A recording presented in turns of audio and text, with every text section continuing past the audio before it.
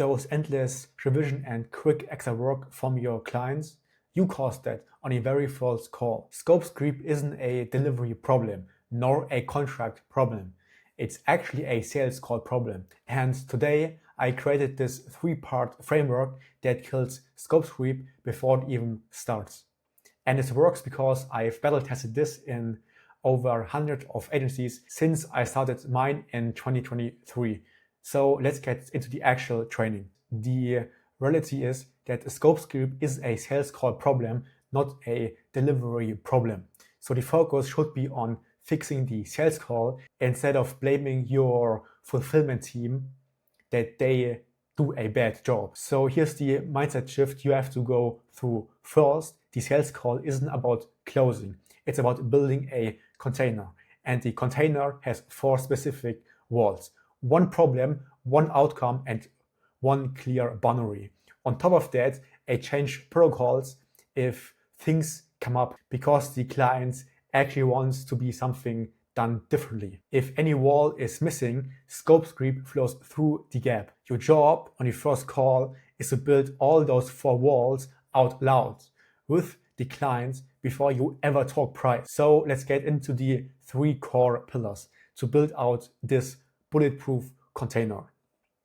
The first pillar is to define the problem before the solution. Most agency owners treat discovery like a checklist. Client talks, you nod, you jump, we could do X, Y, Z immediately into pitching. But you are presenting your prospect with a big buffet where they can just choose what they like. But it's just like a buffet where you present your client with a lot of different meals. They can just choose which they want to have. But you are the expert and you should tell the clients what they actually need based on the discovery. But an expert should be confident to say and recommend your prospect which is the right vehicle to get to their goal.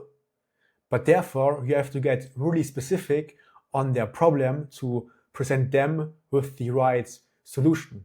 But if you just present them with a bunch of different tools, then the prospect is just choosing a specific tool, and oftentimes that is actually the wrong tool and vehicle to solve their problem, because maybe your prospects want to make more money and think we need to run more Facebook ads and think, oh well, we have an ads problem, but in reality they just don't call those leads. So instead, spend 70% of the call getting surgical clarity on their problem. This is really important. Let's get into the discovery sequence. The first point is to surface the problem. What's the single biggest problem you're trying to solve right now? Then you quantify it with actual numbers. What is this actually costing you per month in time, money, or stress? Get really clear on their day-to-day struggles. Then we go through the classical order like in a discovery, but this should be not a in-depth discovery sales training. Then you define their problem and confirm it. If we fix this in 90 days, how would you know what numbers changes? So the core problem is X costing you Y per month. Solve means Z by this time. Accurate, get crystal clear on the specifics. Wait for the yes, that is your verbal contract. But before you freak out, a verbal agreement is not an agreement. You're technically right, but the client just doesn't understand that. And here's where pillar number 2 comes in place.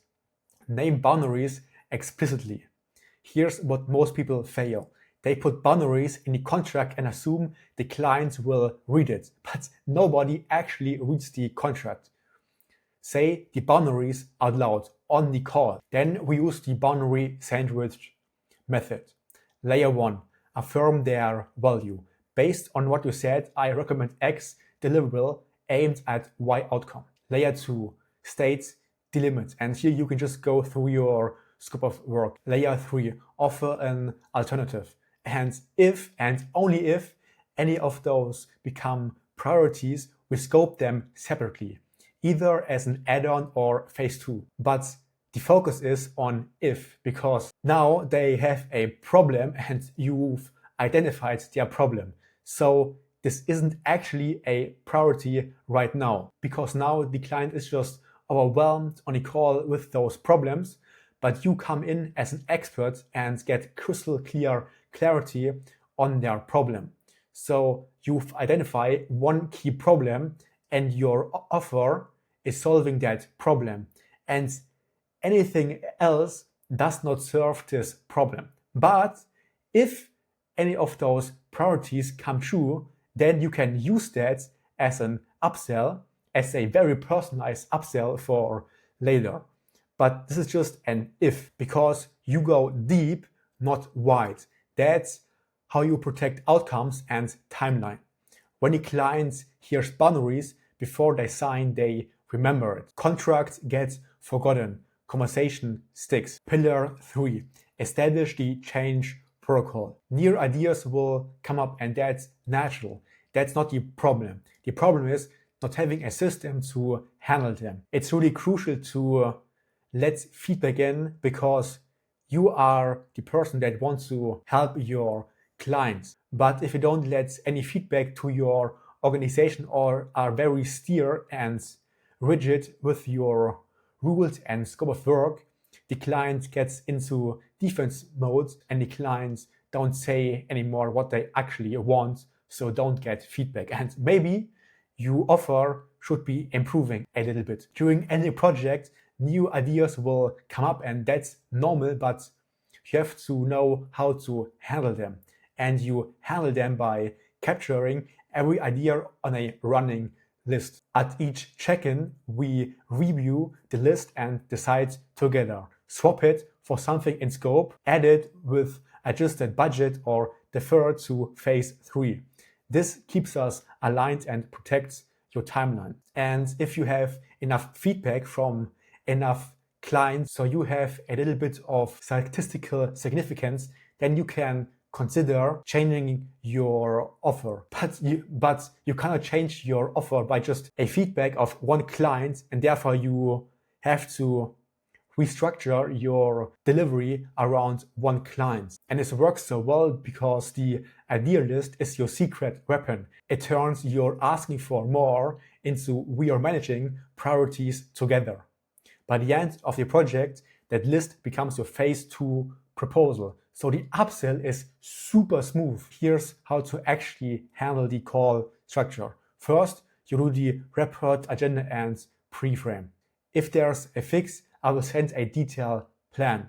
Then on a discovery, you get specific on one problem, quantified with a clear definition of solve. Then you say out loud your boundaries and your scope of work. Then you can transition into your pitch or into the beginning of the next call. You outline the next step and commit to a proposal date.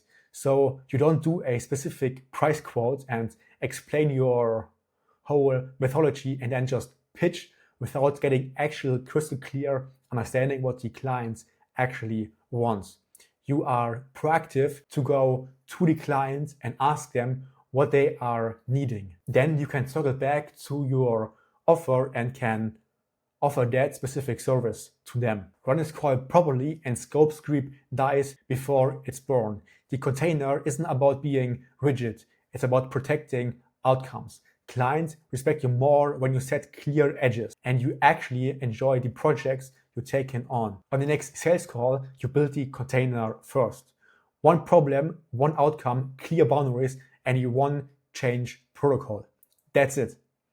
So to recap, as I said, the 4-wall container, then the discovery sequence. First, you go over the surface level. What's the single biggest problem? Then you quantify it. What's this costing you per month? Third, what have you tried? What didn't work? Fourth, define solved. How would you know it's actually fixed?